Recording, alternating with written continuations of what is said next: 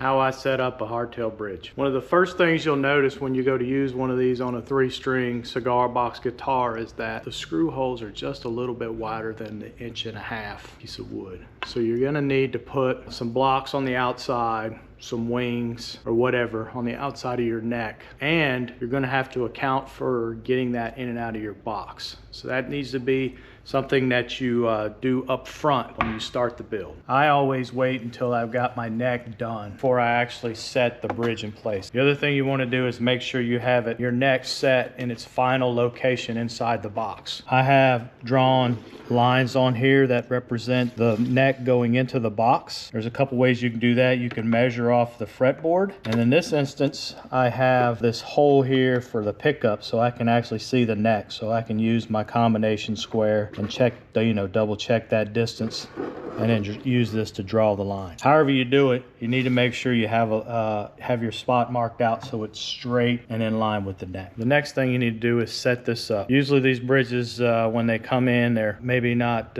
these pieces aren't screwed down, and maybe this is too far back, but I wind these all the way out. You can see inside there's just maybe 1 or 2 threads left of the screw. That's how I start this, and that's what I'm going to use to measure to. This guitar is built on a 25-inch scale, so I have this yardstick at the 25-inch mark up at the 0 fret, clamped down to the neck, and I will move this bridge until its end of this is right in the middle, right where the strings would come over this bridge.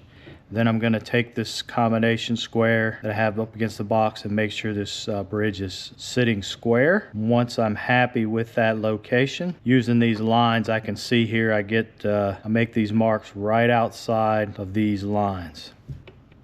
Just like that, we have the holes marked out. Now it's just time to drill them and get this in place. I also drill another hole right here in the middle just so I can run a ground wire up and ground the strings to this bridge. I've got the holes drilled to accept the bridge. This is the spot where the ground is going to come in and come up through the box. I just cut a little relief so it's not making the neck twist in the box or pushing up on the lid. So now we're going to get this set and intonate the bridge and see how this thing sounds.